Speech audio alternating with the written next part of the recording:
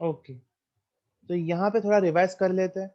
मैंने बोला था एक पॉइंट को कार्टेशियन प्लेन में कार्टेशियन कोऑर्डिनेट की तरह से हम लोग रिप्रेजेंट कर सकते हैं। दिस इज एक्स एक्सिस, ये है वाई एक्सिस, ये हो जाता है। ठीक है, पोलर कोऑर्डिनेट मतलब क्या?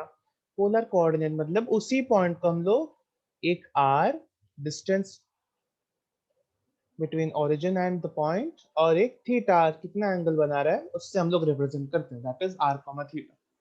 तो हम लोग ने प्रूफ भी किया था, ऐसे हम लोग ने बनाया था। तो ये ऑब्वियसली x है, ये ऑब्वियसली y है। ठीक है, तो यहाँ से क्या आया था that x by R is equals to cos theta. ध्यान से देखना, ये 90 डिग्री का एंगल बन रहा है यहाँ पे। x by R is equals to cos theta है कि नहीं? x divide by R, x divide by R adjacent upon hypotenuse cos theta and y divided by r is equals to sin theta। ये y तो होगा और ये x ही होगा, तभी तो ये पॉइंट बनेगा x, y। ठीक है, तो क्या आ जाता है x is equals to R cos theta and y is equals to R sine theta. ठीक है, ये याद आया था तुमको? बताओ। तो यही यूज करके हम लोग करेंगे। ये क्या है, आर कॉमा थीटा दिया हुआ है ना, हमें फाइंड क्या करना है, एक्स और वाई फाइंड करना है, तो यही फॉर्मूला का यूज करते हैं अभी। ठीक है, तो आ जाएगा x is equals to R cos theta, that is R is what, R is 3/4, 3/4 into cos of 3 pi by 4। ठीक है, नेक्स्ट क्या होगा, y, y is equals to R sine theta, that is equals to 3/4 into sine of 3 pi by 4। चलो बताओ answer क्या आएगा अभी, इधर से आंसर क्या आएगा? इसका आंसर आ जाएगा cos 3 पाई बाई 4। तो cos 3 pi by 4, 3 pi by 4 angle कहाँ पे है, सेकंड क्वाड्रेंट में। तो सेकंड क्वाड्रेंट में cos नेगेटिव होता है ना, सेकंड क्वाड्रेंट में cos नेगेटिव होता है। तो यहाँ पे -3/4 बाई √2, तो 1/√2 को मल्टीप्लाई करके सिर्फ डिवाइड बाई √2 आ जाएगा, क्योंकि ये 3 × 1 तो 3 होता है, उसको लिखने की जरूरत नहीं। तो -3/4 √2, और इसका आंसर आ जाएगा 3/4 √2, बिकॉज 3 साइन जो है वो पॉजिटिव होता है इन सेकेंड क्वाड्रेंट। ठीक है, इसलिए पॉजिटिव आंसर आएगा। तो कार्टेशियन कोऑर्डिनेट का आंसर क्या आया? It will B -3/4 √2 comma 3/4 √2। ठीक है, चलो अभी नेक्स्ट क्वेश्चन एक करते हैं। क्वेश्चन नंबर 2 का सेकेंड क्वेश्चन। ठीक है, क्या है वो, 0, 1/2 मेरा कार्टेशियन कोऑर्डिनेट है। ये क्या है, कार्टेशियन कोऑर्डिनेट मतलब x, y, ये है x, y, उसको कन्वर्ट करना है r, थीटा में। तो ये तुम लोग सॉल्व करो और आंसर बताओ।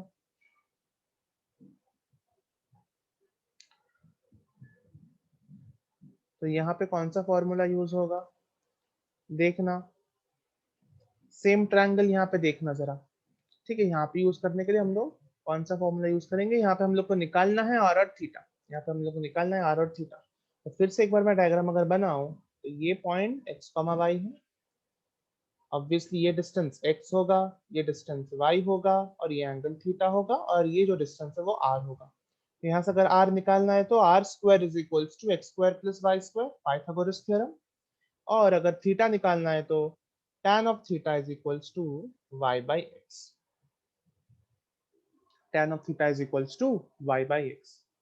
तो अभी इस क्वेश्चन को मतलब यहाँ पे मुझे क्या निकालना है, r that is equals to X square plus Y square, और tan theta that is equals to y/x। तो इसका आंसर मुझे बताओ सब्स्टिट्यूट करके। यहाँ पे ये x है ऑब्वियसली और ये y, तो r और थीटा का आंसर।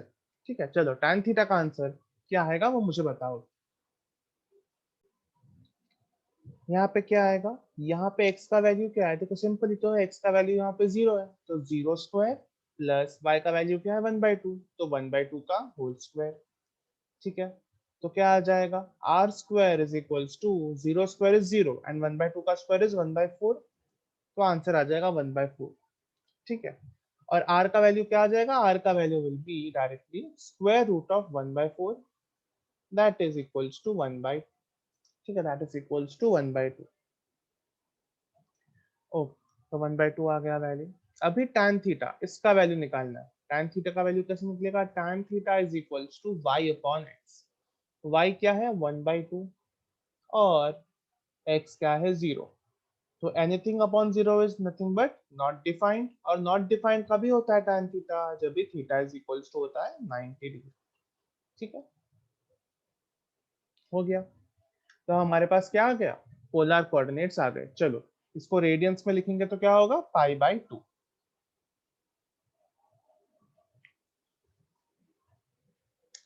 तो मेरे पास r का वैल्यू आ गया और थीटा का भी वैल्यू आ गया। तो इसको हम लोग क्या लिखेंगे पोलर कोऑर्डिनेट्स में? 1/2 कॉमा थीटा। ठीक है, चलो अभी बढ़ते हैं हम लोग अगले क्वेश्चन की तरफ। ठीक है, ओके। तो क्वेश्चन नंबर हम चल रहे हैं, चलो।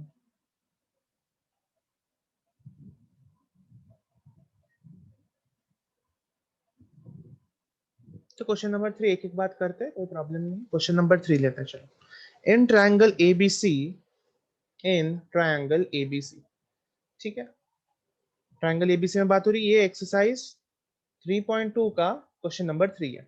ओके, तो यहाँ पे बोल रहे हैं कि angle A is equals to 45 degree, angle B is equals to 60 degree, find the ratio of sides. Find the ratio of sides मतलब क्या निकालना है हम लोग को? A is to B is to C, ये निकालना है हम लोग को, और हमें सिर्फ एंगल्स दिया। ठीक है, तो अगर हमें रेशियो ऑफ साइड्स निकालना है तो हमें एक ही थ्योरम याद आता है, दैट इज साइन रूल, क्योंकि साइन रूल में भी रेशियोस का ही है। ठीक है, ratio of sides upon sine of angles, यही तो है साइन रूल में, तो वो हम लोग अप्लाई करेंगे यहाँ पे। ठीक है, तो साइन रूल को रिवाइज करते हुए देखते हैं क्या होता है साइन रूल में। Sine rule is equals to a upon sine of angle A is equals to B upon sine of angle B is equals to C upon sine of angle C. That is equals to nothing but 2 into circumradius. But यहाँ पे circumradius का कोई role नहीं है क्योंकि हमें सिर्फ ratio चाहिए, तो हम लोग इसको कैंसिल कर देंगे। ठीक है, या फिर ले भी सकते हैं, कोई प्रॉब्लम नहीं है। चलो ले ही लेते हैं 2r, कोई प्रॉब्लम नहीं है इसमें, क्योंकि लास्ट में तो ये r जो है वो कैंसिल आउट ही होने वाला है। ठीक है, देख लेंगे हम लोग, क्योंकि हम लोग सिर्फ रेशियो निकाल रहे हैं, तो रेशियो निकालते टाइम ऑटोमेटिकली कैंसिल आउट हो जाए। ठीक है, चलो हम लोग ए बी और सी इंडिविजुअली भी निकाल सकते हैं, तो वो भी कर सकते हैं। चलो करते हैं।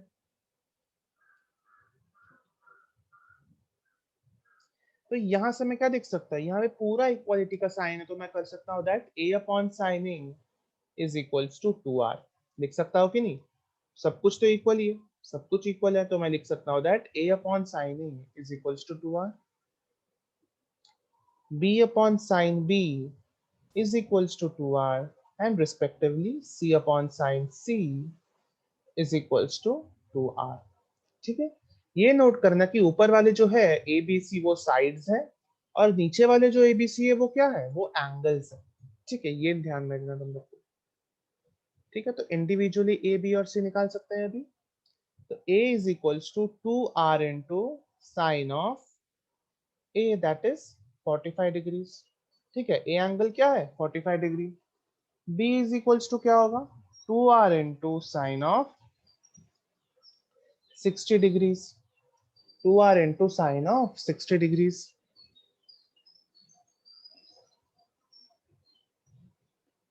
और c एंगल, c साइड क्या होगा? c is equals to 2r into sine of angle c। ठीक है, बट यहाँ पे एक प्रॉब्लम है कि हमारे पास एंगल सी नहीं है। यहाँ पे सिर्फ हमारे पास एंगल ए और एंगल बी है ट्रायंगल का। तो एंगल सी कैसे निकालेंगे? सिंपली हमारे सप्लीमेंट की प्रॉपर्टी से, मतलब sum of angles of a triangle is 180 degree. तो A plus B plus C is equals to 180 degrees. तो 45 plus 60 plus C is equals to 180 degrees. तो सी का वैल्यू क्या आ जाएगा बताओ? 180 माइनस 60 माइनस 45। सी का वैल्यू यहाँ पे क्या आ रहा है 75 डिग्रीज 75 डिग्रीज। ओके चलो, तो यहाँ पे क्या आ जाएगा c is equals to 2r sine of 75 degrees. ठीक है, चलो अभी a is to b is to c क्या होगा, a is to b is to c, यही तो फाइंड करना है। तो 2r sine 45 degrees is to 2r sine 60 degrees, इसको ब्रैकेट में डाल देते हैं, is to 2r sine of 75 degrees. ठीक है, तो यहाँ पे देखना 2r तो कॉमन निकल के कैंसिल आउट हो जाएगा, इसलिए मैं बोल रहा हूँ 2r का यहाँ पे कोई रोल था नहीं। ठीक है, उसको हम लोग नहीं लेते तो भी चलता। ठीक है, यहाँ पे क्या है ध्यान से देखना, यहाँ पे हम लोग को और एक चीज मालूम पड़ रही है, that ratio of side is equals to ratio of sines. ठीक है, ratio of sides is equals to ratio of sines. ठीक है, तो साइन रूल का और एक ये ऑल्टरनेट अल्टरनेट फॉर्मूला हो गया। ठीक है, सेम ही है, वो उधर से ही आ रहा है, तो मैं बोल सकता हूँ that a is to b is to c is equals to sine of angle a is to sine of angle b is to sine of angle c। तो इसको ऐसे भी याद कर सकते हो। ठीक है, ये भी एक सिंपल मेथड है याद करने का, a is to b is to c is equals to sine of angle a is to sine of angle b is to sine of angle c। ठीक है, इसको भी हम लोग बोल सकते हैं साइन रूल। ठीक है, ये भी साइन रूल से ही आया है। ओके, तो वही यहाँ पे आ गया देखना, a is to b is to c is equals to sin of angle a is to sin of angle b is to sin of angle c। ठीक है, तो sin of 45 degree is 1 upon root 2 is to sin of 60 degree is root 3 by 2, और sin of 75 degree हमें निकालना पड़ेगा। sin of 75 degree का value ऐसे तो हमें याद रहता नहीं है, तो हम लोग sin of a plus b के फॉर्मूले से निकाल सकते हैं। तो साइड में जरा सा करते हैं, साइन ऑफ 75 डिग्रीज, इसका वैल्यू हम निकाल रहे हैं क्योंकि हम लोग को इसमें चाहिए। तो sine of 75 degrees is equals to sine of 45 degree plus 30 degree. तो sine of A plus B का फॉर्मूला यहाँ पे लगेगा। ठीक है, तो sine 45 degree cos 30 degree plus cos 45 degree sine 30 degree, है ना। क्या हो रहा है, ये फॉर्मूला लगा रहा हूं मैं किसका, sine of A plus B का। Sine of A plus B is equals to sine A cos B plus cos A sine B. ठीक है, जिनको याद नहीं यहाँ पे लिख लेता हूं मैं, sine of A plus b अगर अंदर हुआ तो sine A cos B plus cos a का साइन बी, कॉस ए साइन बी। ठीक है, ये फॉर्मूला है। ठीक है, वही मैंने यहाँ पे अप्लाई किया, वहां से मुझे क्या मिलेगा, साइन ऑफ 75 डिग्री। 75 डिग्री को ही मैंने 45 प्लस 30 में ब्रेक किया है ताकि मेरे को वैल्यू मिले। ठीक है, साइन ऑफ 45 तो 1/√2 होता है, तो 1/√2 into cos of 30 degree is √3/2 plus cos 45 degree is 1/2 and sin 30 degree is 1/√2 and sin 30 degree is 1/2। ठीक है, इतना हो गया। तो इसका अल्टीमेट आंसर क्या आ रहा है, √3 प्लस 1/2 √2। ठीक है, आ गया इसका आंसर, तो हम लोग यहाँ पे लिख डालेंगे, दैट इज √3 प्लस 1/2 √2। ठीक, ये आ गया।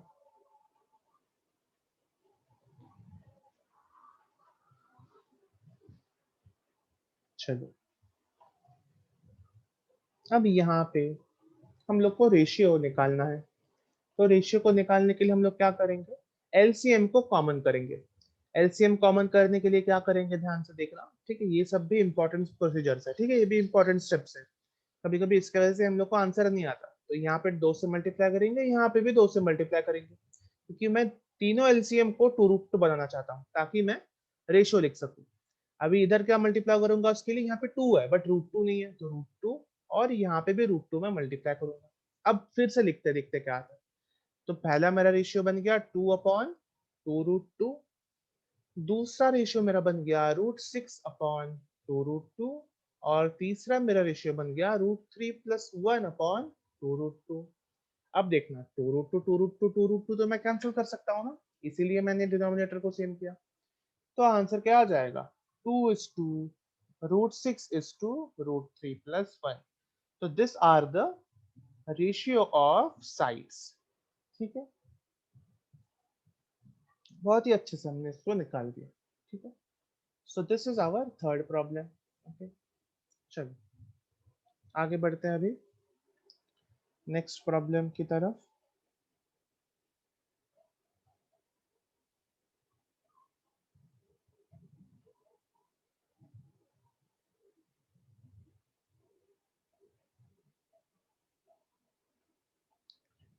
ओके, देखते हैं कौन सा प्रॉब्लम करेंगे. So if cot A, cot B, cot C are in AP, then show that, क्या शो दैट करने बोल रहे हैं हम लोग को, that a square b square c square a square b square c square are also in AP, are also in AP. तो अगर ये AP में है तो ये भी AP में होने चाहिए, यही हमारा टास्क होगा. ठीक है, चलो तो इसको कैसे सॉल्व करेंगे ये हमें सोचना चाहिए.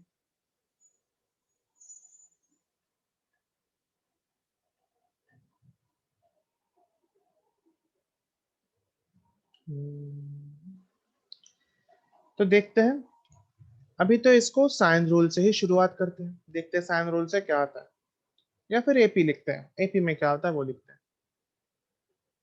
ओके. तो एपी में है क्या, कॉट ए, कॉट बी और कॉट सी. तो मैं क्या बोल सकता that cot b minus cot a, cos लिख दिया मैंने गलती से. तो cot b minus cot a is equals to cot c minus cot b. ठीक है, तो ये ध्यान में रखना मैंने क्या किया है, अगर a comma b comma c AP में होता तो मैं लिखता हूँ ना b minus a is equals to c minus b. ये क्या है एक्चुअली कॉमन डिफरेंस d. तो कॉमन डिफरेंस भी हम लोग ने यहाँ पे लिखा है. ठीक है, तो बेसिक एपी में तो यही होता है कि दोनों के बीच का डिफरेंस, कंसेक्यूटिव टर्म्स का बीच का डिफरेंस क्या होता है, सेम होता है, इसलिए तो उसको हम लोग एपी बोलते हैं. ठीक है, ओके. तो यहां से यहां तक आना है, देखते हैं कैसे करेंगे इसको. ओके,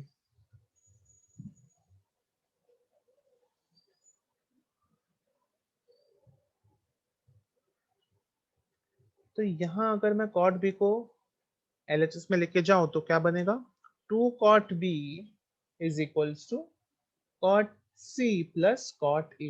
ठीक है, एक एक स्टेप बहुत ही ध्यान से देखना. ठीक है, इतना सिंपल सम नहीं है. ठीक है, कॉट सी को हम लोग क्या लिख सकते हैं, cos c upon sine c, plus cot a को लिख सकते हैं हम लोग cos a plus sine A.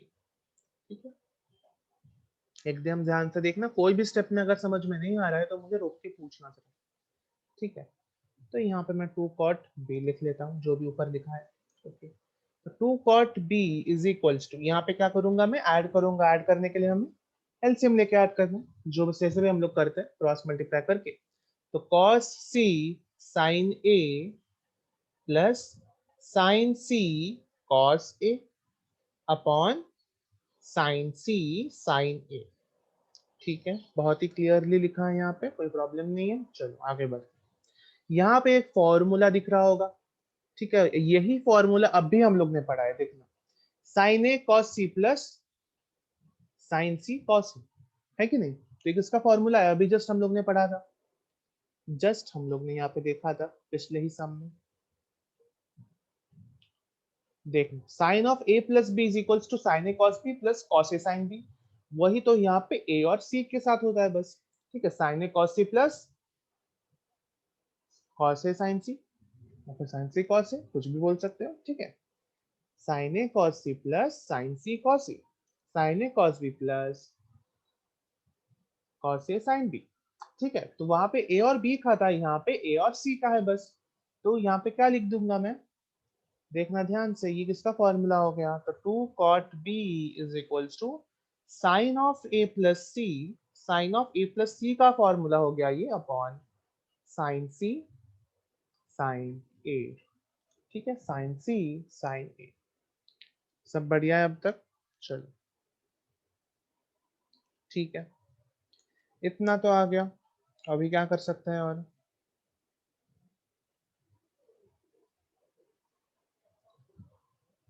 Okay. तो अभी ये a प्लस सी जो दिख रहा है हम लोग को, ठीक है, तो हमें ये एक चीज पता है कि a plus B plus C is equals to pi. Radians में लिख रहा हूं मैं, तो रेडियंस में पाई होगा, डिग्रीज में 180 डिग्रीज, ठीक है। तो sum of angles of a triangle is 180 degrees और रेडियंस में पाई। तो मैं लिख सकता हूँ ना that a plus C is equals to pi minus B. लिख सकता हूँ कि नहीं? सही लिखा है मैंने। तो वही यहाँ पे सब्सटीट्यूट करने वाला हूँ। तो कॉट बी को 2 cos B upon sine B ऐसा लिख दिया मैंने, इक्वल्स टू मैं क्या लिखूंगा, sine of pi minus B, क्योंकि a प्लस सी का वैल्यू क्या है यहाँ पे, pi minus B, upon sine सी, साइन साइन सी साइन ए, ठीक है। चलो, तो यहां से क्या आ रहा है, 2 cos b is equals to sine b into sine of pi minus b, मैंने साइन बी को ऊपर अर्थ इसमें मल्टीप्लाई कर दिया है, ठीक है। अब sine of pi minus B मतलब sine of 180 degree minus theta की बात हो रही है यहाँ पे। तो याद होगा, तो sine of pi minus theta is nothing but equal to sine theta, ठीक है। तो sine of pi minus B का वैल्यू भी क्या आ जाएगा, it will be only sine of B, it will be only sine of B. तो sine of pi minus B has turn down to sine B, और ये जो sine B है वो यहाँ पे क्रॉस मल्टीप्लाई करके आया है, और divided by sine C sine a, as it is मैं रखूंगा, एज इट इज मैं रख दूंगा इसको, ठीक है। तो अल्टीमेटली क्या बना रहा है, 2 cos b is equals to sine square b upon sine C sine ए, ठीक है।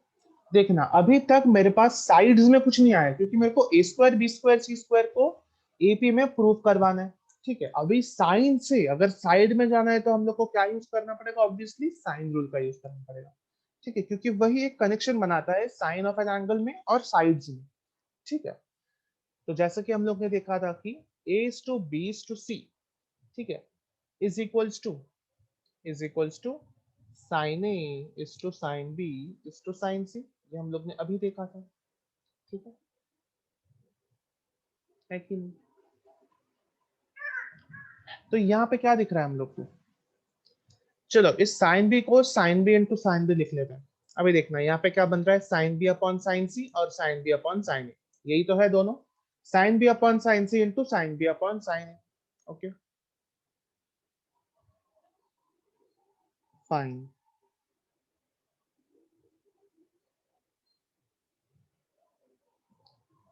तो इसी रेशियो से देखना कितने आसानी से मिल रहा है यहाँ पे, कितने आसानी से मिल जाएगा, देखना ध्यान से। मुझे क्या चाहिए, sine B upon sine C, तो sine B upon sine C is equals to B upon C, B is to C मतलब क्या, बी अपॉन सी, सिंपल। तो यहाँ पे क्या आ जाएगा, बी अपॉन सी, ठीक है। साइन बी अपॉन साइन ए, साइन बी अपॉन साइन ए मतलब बी अपॉन ए, बी अपॉन ए मतलब साइन बी अपॉन साइन ए, है ना, साइन बी अपॉन साइन ए मतलब बी अपॉन ए, यही तो फायदा होता है रेशियो का। Sine B upon sine A is equals to B upon A, तो यहाँ पे आ जाएगा बी अपॉन ए, ठीक है। कितने आसानी से आ गया मेरे को, मैंने साइंस को साइड्स में कन्वर्ट कर दिया, ठीक है। अगर कॉस को भी साइड्स में कन्वर्ट करना है तो क्या करना पड़ेगा, कॉस रूल का, कोसाइन रूल का यूज करना पड़ेगा।